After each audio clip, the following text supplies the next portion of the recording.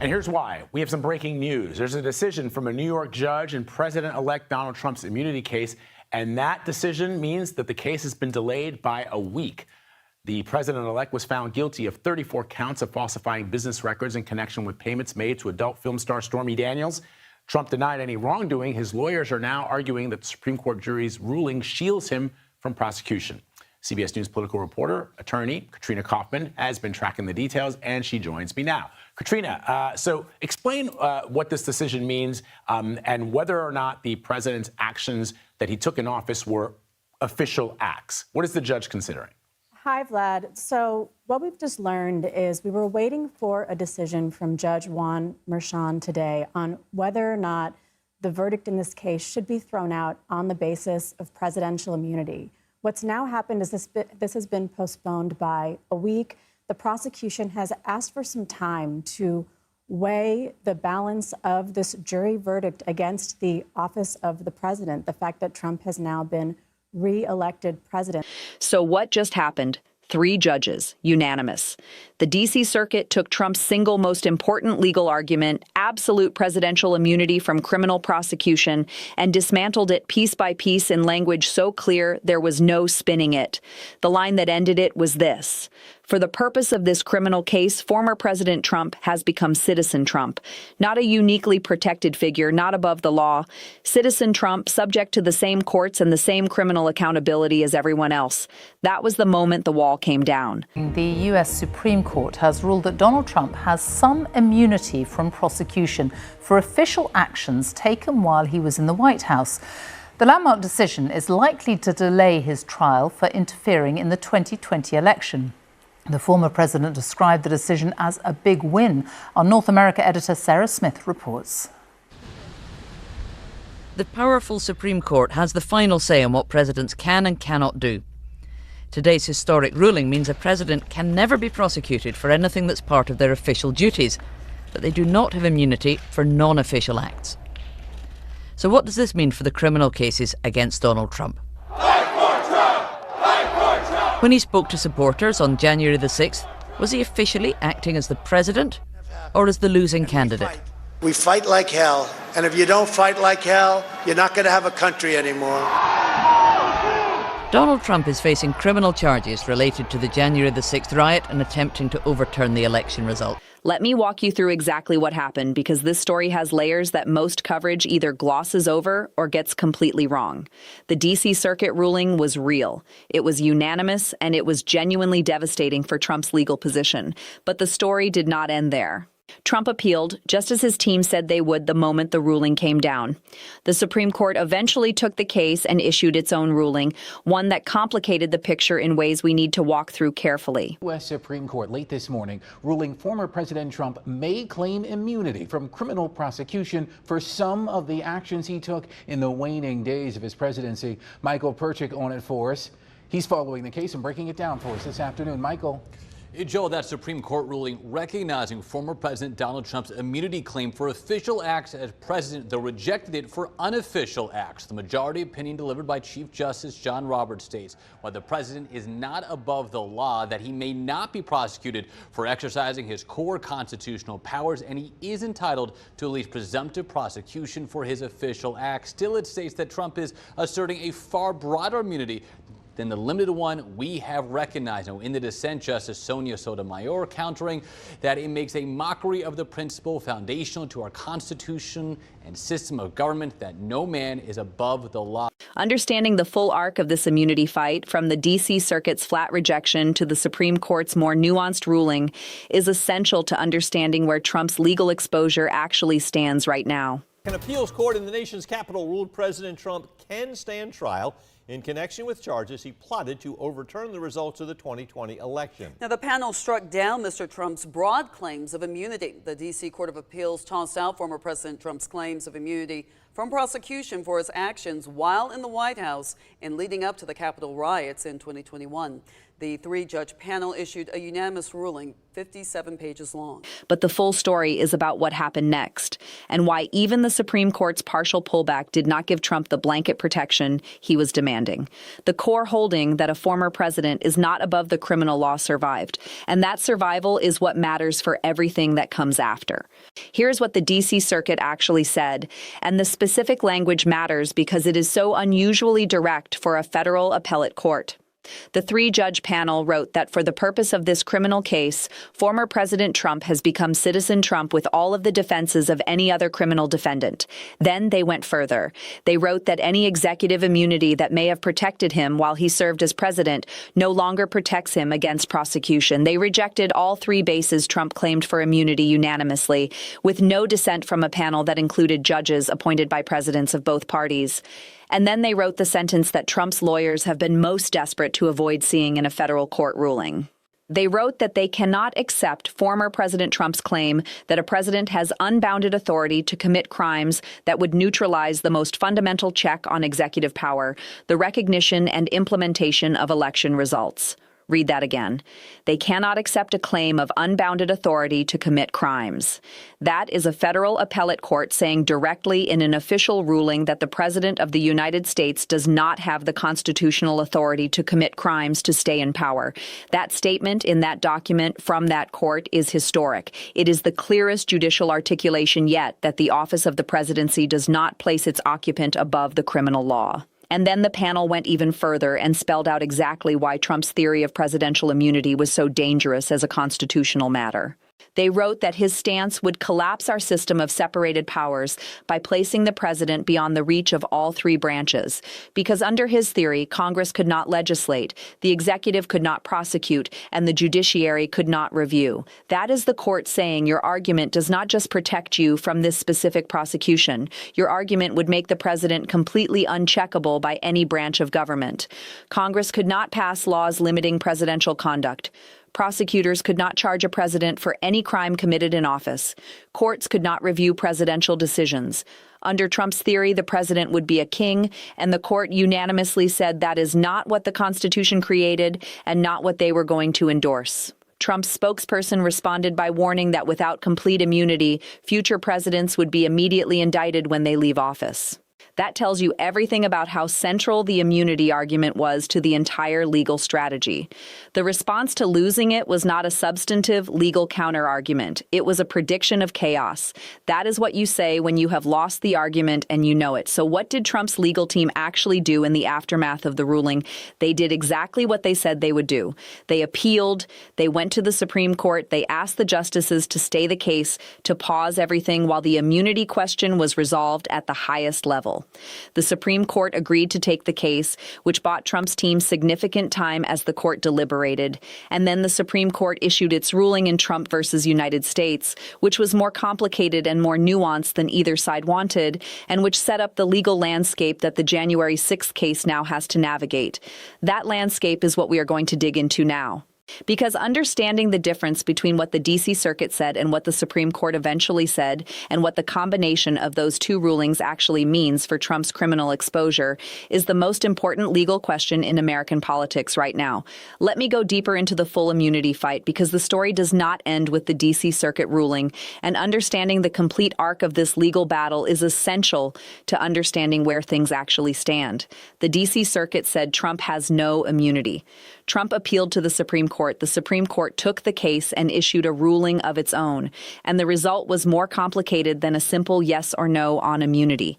That complexity, the specific way the Supreme Court's ruling differs from the D.C. Circuit's ruling, is what determines how the January 6th case moves forward and what Trump's actual legal exposure looks like going forward.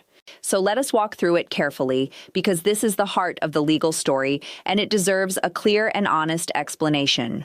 Start with why the immunity argument was so strategically important to Trump's legal team in the first place. The January 6th case brought by special counsel Jack Smith rested on allegations that Trump participated in a conspiracy to obstruct the certification of the 2020 election results and to defraud the United States by spreading false claims of election fraud to pressure officials to act illegally. Those are serious federal charges, and the evidence supporting them, including the Eastman memo, the Meadows grand jury testimony, the text message records, and the Georgia phone call, was substantial and specific. Trump's legal team knew that if the case went to trial on the merits, if a jury got to hear all of that evidence, the outcome was genuinely uncertain and potentially very bad for Trump. So their strategic objective was to never let it get to trial, to find a legal argument that would dispose of the case before a single juror was seated. The immunity argument was their best shot at doing exactly that. If a former president has absolute immunity from prosecution for actions taken while in office, the case goes away entirely. No trial, no jury, no verdict, just dismissed. That was the goal, and the D.C. Circuit unanimously said no. Now here is where the Supreme Court's ruling comes in, and why it is more complicated than either a complete win or a complete loss for Trump. The Supreme Court in Trump versus United States did not endorse the D.C. Circuit's flat rejection of all presidential immunity. Instead, the court established a more nuanced framework. It said that former presidents have absolute immunity from prosecution for their core constitutional powers, things like issuing pardons, commanding the military, and conducting foreign policy through established channels. For those categories of official acts, the court said no prosecution is possible. But the court also said that for unofficial acts, things a president does as a candidate or as a private citizen, rather than as the president exercising official powers, there is no immunity at all. And for the gray area in between, official acts that are not core constitutional powers, the court said there is a presumption of immunity that prosecutors can overcome if they can show the prosecution would not unduly intrude on executive power. That framework, official versus unofficial, is now the legal terrain that Judge Tanya Chutkan has to navigate as she decides which of the specific acts charged against Trump in the January 6th case fall into which category. And here is the critical point that Trump's team wants people to miss. The Supreme Court's ruling did not make the case go away. It sent it back to Judge Chutkan with instructions to sort out which acts are covered by immunity and which are not. That sorting process is ongoing, and what prosecutors are arguing and what legal analysts broadly agree is a strong argument is that many of the most important acts charged against Trump in the January 6th case are not official presidential acts at all. Pressuring state officials to submit false electoral slates, running a coordinated campaign to spread false fraud claims, working with outside lawyers and political operatives to develop schemes to reject the legitimate electoral count. Those are not exercises of core constitutional presidential power. They are not things a president does in his official capacity as commander-in-chief or chief executive.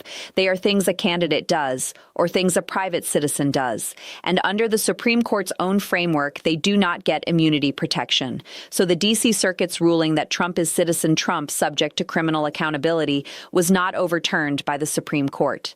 It was refined and complicated, but the core principle survived.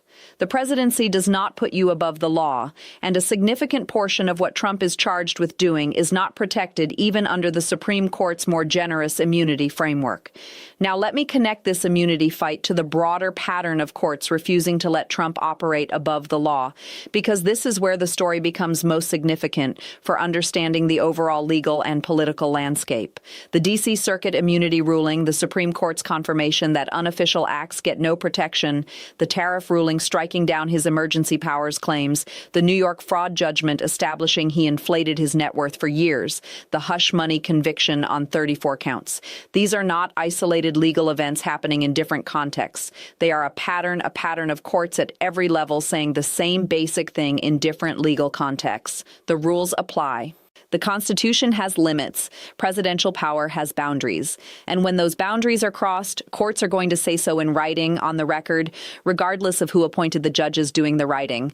That pattern is what Trump's legal team is actually fighting against, not any single ruling, but the cumulative judicial message that the presidency is not a shield against accountability for conduct that violates the law. And here is what that pattern means politically, because the legal story and the political story are inseparable at this point. Every court ruling that says Trump is subject to the law, every ruling that rejects his claim to operate above it, adds to a public record that prosecutors, congressional investigators, and Democratic campaign strategists can point to. The D.C. Circuit ruling gave them the Citizen Trump line, one of the most quotable and powerful formulations in the entire legal saga. The Supreme Court confirmed that unofficial acts get no protection, which means the most politically damaging allegations against Trump, the ones involving direct efforts to manipulate election results, are still potentially triable. The tariff ruling added to the picture of a president who keeps trying to claim powers he does not have and keeps getting told by courts that he went too far. Taken together, these rulings are building a legal and historical record that defines Trump's presidency in terms of consistent overreach, consistent rejection by courts, and consistent failure to establish the king-like immunity from accountability he has been demanding. That record, whatever happens in any individual case, is permanent. It does not go away when the news cycle moves on. It sits in the law books, in the court records, in the congressional files, available to be cited and built upon for as long as the legal and political battles around Trump continue. Let me break this down into 4 clear points that give you the complete and honest picture of what the immunity rulings mean, what they established, what they left open, and why they matter for everything that is happening right now. The D.C. Circuit Citizen Trump ruling is one of the most significant judicial statements in modern American legal history, and its core holding survived the Supreme Court appeal. 3 judges unanimously wrote in clear and direct language that a former president does not have absolute immunity from criminal prosecution for efforts to overturn an election. They rejected every basis Trump claimed for immunity.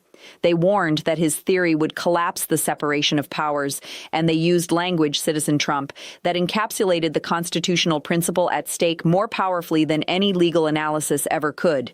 The Supreme Court later added nuance, distinguishing between official and unofficial acts, but it did not reverse the core holding. It did not say Trump possessed blanket immunity. It said immunity depends on the nature of the act and sent the case back to be sorted out on that basis. The Citizen Trump principle that former presidents are subject to criminal law is now established federal law that is not going away. The Supreme Court's official versus unofficial act framework is actually more favorable to prosecution than Trump's team wanted. Here is why. The court's ruling protects core constitutional acts like pardons, military command, and established foreign policy channels. But the specific acts most central to the January 6th prosecution, pressuring state officials, working with outside political operatives on false elector schemes, spreading false fraud claims to obstruct certification, those are not core constitutional acts. They are not things the president does in his official executive capacity. They are things a candidate does to stay in power. And under the Supreme Court's own framework, candidate acts and private political acts do not get immunity protection. That means Judge Chutkan, working through the sorting process the Supreme Court mandated, is likely to conclude that a significant portion of what Trump is charged with doing is fair game for prosecution. The immunity ruling the Supreme Court issued is not the blanket protection Trump was asking for. It is a framework that leaves most of the most damaging conduct exposed. The immunity fight reveals the fundamental strategic vulnerability at the center of Trump's entire legal defense. And that vulnerability does not disappear when individual cases get delayed or dismissed. Trump's legal team has consistently pursued delay as the primary strategy, not winning on the merits. Delay, get to appeals, get stays, buy time, run out the clock. The immunity argument was the most powerful delay tool they had because it generated nearly 2 years of appellate litigation before a single witness was called at trial. But delay is not the same as winning. The evidence does not expire while the appeals are pending. The witnesses do not forget. The documents do not disappear. The tapes do not erase themselves. And every delay strategy that eventually fails, like the immunity argument eventually failed at the Supreme Court level, leaves Trump in the same legal position he was trying to avoid, subject to prosecution with all the evidence still intact. The concern when the D.C. Circuit ruled was genuine because Trump's team understood that losing the immunity argument meant the delay strategy had a time limit, and that time limit is still running. The pattern of courts rejecting Trump's above-the-law claims is building a legal and historical record that matters enormously for the midterms and beyond, regardless of what happens in any individual case. The D.C. Circuit immunity ruling, the Supreme Court confirmation that unofficial acts get no protection, the tariff ruling striking down emergency power overreach, the fraud judgment, the hush money conviction. Each of these is a court at some level saying the same basic thing. You are not above the law. The rules apply to you. The Constitution has limits and you exceeded them. That accumulated record in the official legal documents of the United States is permanent. It defines this presidency in the legal history books as one of consistent overreach and consistent judicial rejection. And for Democratic candidates running for office, for oversight investigators, for anyone making the case that Trump's conduct represents a pattern of lawlessness rather than isolated mistakes, that record is the most powerful tool available because it is not partisan opinion.